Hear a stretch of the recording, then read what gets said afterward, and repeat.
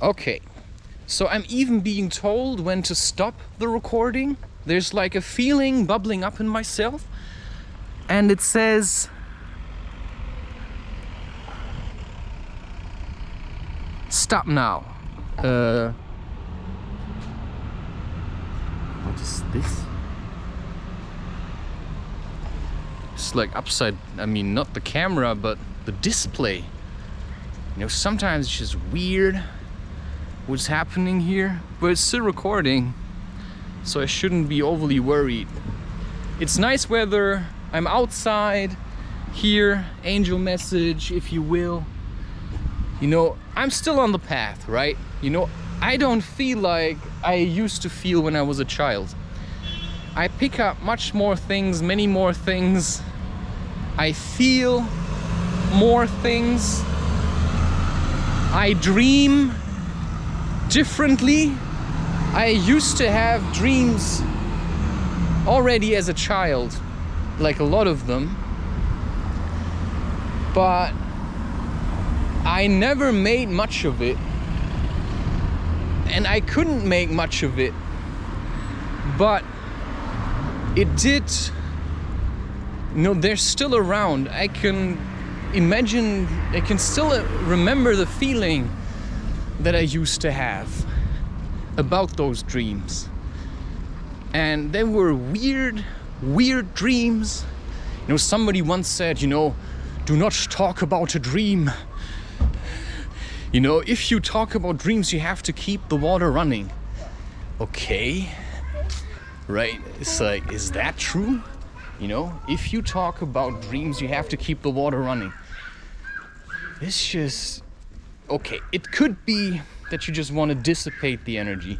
I think it's just bullshit. I think it's just stuff people start telling themselves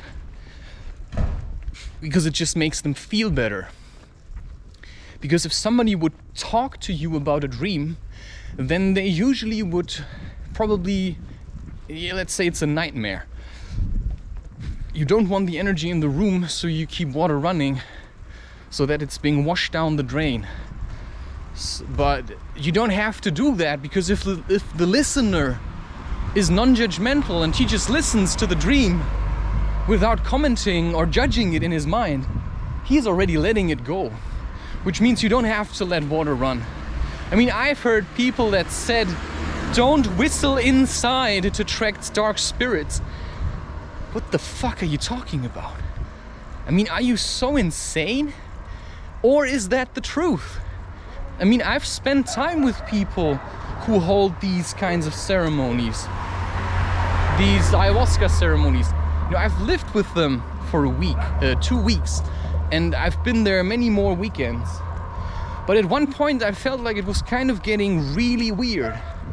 And that's the transition I see in more people, and not just in them. People that spend a lot of time in groups. Hey, there's a squirrel. I'm just going to keep walking here because that's the road that I know. And I'm going to the boulder hall, so I have to keep walking. So I've talked about this many times. If you take psychedelics with other people, you know, just make sure you know how to stay with yourself. If you go to groups that take ayahuasca, I'm just saying, you know, there's no point to be afraid of it. But I've learned that if you go to these groups, these people get off on hugging each other. You know, first you get incredibly high with drinking ayahuasca, and then at 12 o'clock, where the ceremony is far from being over, everybody's like, oh, you know, oh yeah, now it's over. You know, and then everybody starts doing what they want.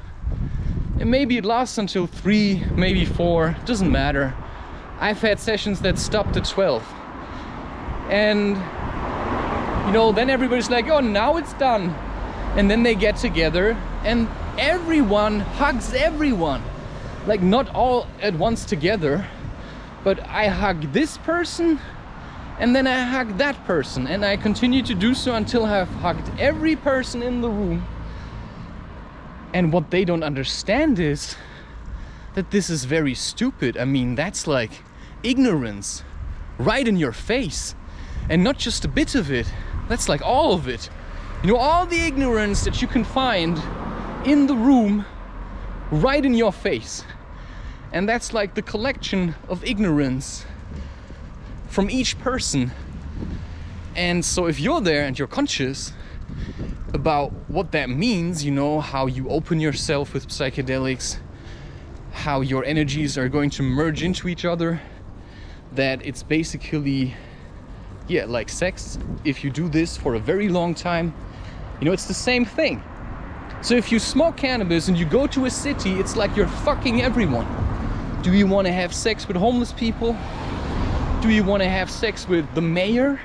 I mean, just to quote Terence McKenna, my God, you know, do you know what you have to do to be the mayor?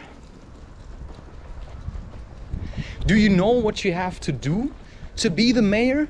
Well, you know, you have to be worse than the rest and be good at it, right? You have to be influential. You have to be able to play and deceive people because you're being played and deceived. And so you have to keep track. So if you want to be like, let's say, Nelson Mandela, then how would you be like as Nelson Mandela? How would you be like as Nelson Mandela? Well, that's hard to say. No, that's just a question that you can linger on for some time.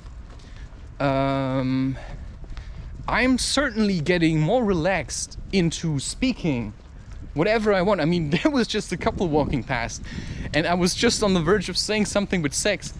And, you know, that's a word everyone, you know, every language understands that word. Well, and my feeling said, you know, say it right next to them. And I just did, you know, because I have no shame. You know, I try to act like I feel ashamed quite often. I try to act like I feel ashamed quite often. Quite often, actually. You know, actually...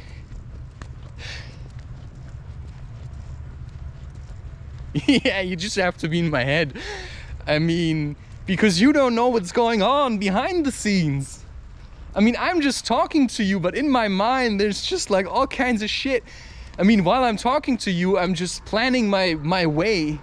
You know, wait, am I supposed to go to the Boulder Hall straight away? Or could I make a detour and hit the supermarket to just buy some beer? You know, it's like, you know, why not, right? Why not? Why, for crying out loud, should I not do this? You know, I'm supposed to be free. Or I'm still freeing myself. So what's the shit with the money? That's what I don't understand. How much do you have to build up to get where you think you should be? You know, because maybe I'm already right there. Maybe I'm already right there. And if buying beer, you know, it's just the cheeky thing Christopher would do, you know, on the 7th of September, when you know, you still have a couple of weeks to live through and you don't know what's coming. You know, how long can you live in the now? Because if I live in the now, then what does that mean? Does that mean no worries, Hakuna Matata, just throw it all out the window? What does it mean? Or does it mean, maybe you have to pay attention. Maybe you've had enough beer, right? Maybe you have to try being sober and just going for hikes again. Because if you keep relying on drinking and smoking, you know, you can do this once in a while. But also, you know, if I smoke every day, if I take ayahuasca every month, you know, I know of people that took it every 2 weeks for years. And I saw what became of them in the end. They were hitting, you know, during these ceremonies and after, because you basically spend, you know, you arrive on Saturday evenings and you leave maybe Sunday afternoon. So there's a lot of time where you can get very intimate.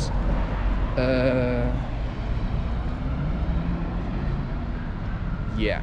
Now I have to just pull myself together a little and just say, you know what, enough of the beer. You know, it goes so far that if I go to someone else, the first thing I do is just grab a beer. You know, okay, that was my brother's, and my mother said, well, that's not ours, you can't take it. And I was like, all right, I'm sure he would be fine, you know, if I drink 2 beer. I mean, where's the problem? Anyway, you know, sometimes people are really weird about belongings and possessions, but it's a bit worrying if drinking beer makes me like feel like this. And then I'm wondering, because it's strange, right? I'll keep this for next time.